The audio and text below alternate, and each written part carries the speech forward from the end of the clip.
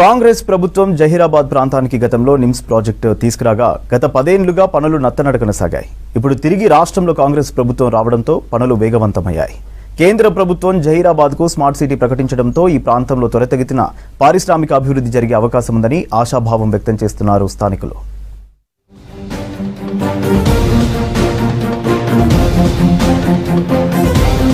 సంగారెడ్డి జిల్లా జహీరాబాద్లో industrial smart సిటీని ఏర్పాటు చేస్తామని ప్రకటించింది కేంద్ర ప్రభుత్వం. కేంద్ర కేబినెట్ 10 రాష్ట్రాల్లో ఆమోదించిన 12 స్మార్ట్ సిటీలో ఇది ఒకటి. స్వర్ణ చతుర్భుజిలో భాగంగా వికసిత్ భారత్ లక్ష్యంగా ఏర్పాటు కానున్న ఈ స్మార్ట్ సిటీతో 1.74 లక్షల మందికి ఉద్యోగ ఉపాధి అవకాశాలు లభిస్తాయని అంటున్నారు. 10,000 కోట్ల మేర పెట్టుబడులు వస్తాయని అంచనా వేస్తున్నారు.